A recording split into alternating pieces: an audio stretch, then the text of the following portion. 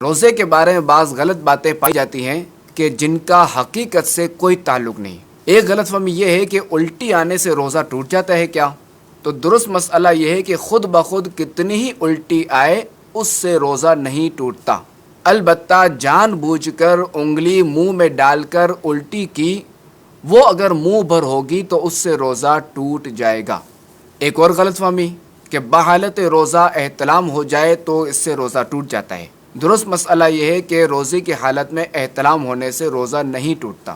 تیسری غلط فہمی، کچھ لوگ سمجھتے ہیں کہ تھوک یا بلغم نگل جانے سے روزہ ٹوٹ جائے گا یا مکروہ ہوگا، اسی بنا پر وہ بار بار تھوکتے رہتے ہیں۔ درست مسئلہ یہ ہے کہ تھوک اور بلغم منہ میں نگلنے سے روزہ نہیں ٹوٹتا۔ ہاں، منہ سے باہر نکالا، مثلا ہتھیلی پر ڈالا، ہتھیلی پر تھوکا اور پھر اسے دوبارہ منہ میں ڈال لیا تو اب روزہ ٹوٹ جائے گا، مگر عام طور پہ ایسا کوئی نہیں کرتا کہ اسے لوگ گن کھاتے ہیں۔ چوتھی غلط فہمی، کچھ لوگ روزے میں تیل خوشبو لگانے کو صحیح نہیں سمجھتے۔ درست مسئلہ یہ ہے کہ یہ کام روزے کی حالت میں جائز ہے۔ کیا روزے کی حالت میں سرما لگانا جائز ہے؟ تو سرما لگانے سے بھی روزہ نہیں ٹوٹے گا، البتہ کاجل کا حکم سرمے والا نہیں، کاجل سے پرہیز کی جائے۔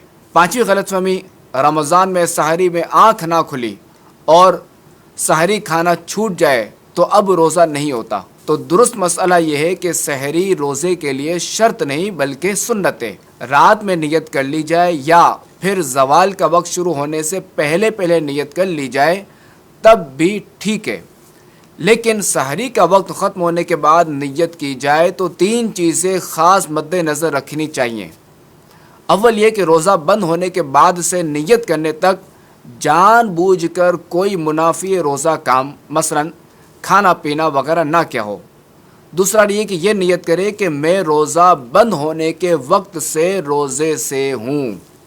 تیسرا یہ کہ زوال کا وقت شروع ہونے کے بعد نیت نہیں ہو سکتی۔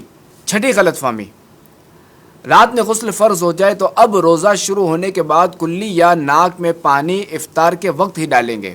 تو درست مسئلہ یہ ہے کہ روزہ شروع ہونے سے پہلے غسل فرض ہو یا روزے میں احتلام ہو جائے تو غروب کا انتظار نہیں کریں گے کہ روزے کی حالت میں نہانا ہو، تب بھی غسل کے تمام فرائض ادا کیے جائیں گے کہ غسل میں کلی کرنا اور ناک میں نرم حصے تک پانی پہنچانا فرض ہے۔ اس کے بغیر نہ غسل اترے گا نہ ہی نمازیں ہوں گی۔ اور یاد رہے کہ روزہ ہو تو غرغرہ نہیں کریں گے، اور عام دنوں میں بھی غرغرہ غسل کا فرض یا کلی کا حصہ نہیں بلکہ یہ الگ سے سنت ہے، وہ بھی اس وقت جب روزہ نہ ہو۔ البتہ روزے کی حالت میں ناک میں پانی سانس کے ذریعے اوپر کھینچنے کی اجازت نہیں۔ ساتویں غلط فہمی، حالت روزہ میں مسواک نہیں کی جا سکتی۔ تو درست مسئلہ یہ ہے کہ مسواک بالکل کی جا سکتی ہے، البتہ یہ احتیاط رکھی جائے کہ ریشے حلق میں نہ جائیں۔ آٹھویں غلط فہمی، جب تک اذان ہوتی رہے سحری میں کھانا پینا جاری رکھا جا سکتا ہے۔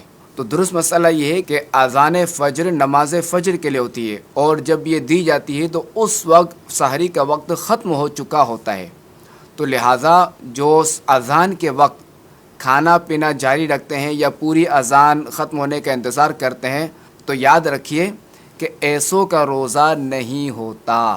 نویں غلط فہمی، چوٹ وغیرہ لگنے پر خون نکل آئے یا خون ٹیسٹ کروانے سے روزے پر کوئی اثر پڑتا ہے۔ تو درست مسئلہ یہ ہے کہ جسم سے کوئی چیز باہر آئے اس سے روزہ نہیں ٹوٹتا، لہٰذا ٹیسٹ کے لیے خون نکلنے یا زخمی ہونے پر خون بہنے سے روزہ نہیں ٹوٹے گا۔ روزہ کسی چیز کے براہ راست معدے یا دماغ تک پہنچنے پر ٹوٹتا ہے، البتہ چند صورتیں مستثنی ہیں، جیسے کہ روزہ یاد ہوتے ہوئے جان بوجھ کر منہ بھر کے کرنا، جیسے انگلی ڈال کر الٹی کرنا، تو اس سے روزہ ٹوٹ جاتا ہے۔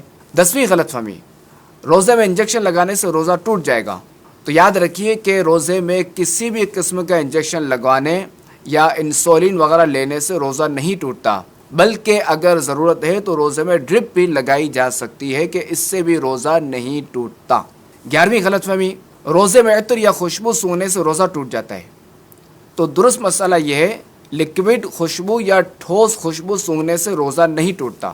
البتہ اگر کسی نے اگربتی یا لوبان کا دھواں اپنے منہ یا ناک کے ذریعے اندر کھینچا جو کہ لا محالہ حلق میں جائے گا، اور یوں ہی کسی بھی خوشبودار یا غیر خوشبودار دھوئیں کی دھونی اس طرح لی کہ مثلاً اس کے دھوئیں کو ناک یا منہ سے حلق میں داخل کیا، تو اب اس طرح کرنے سے روزہ ٹوٹ جائے گا۔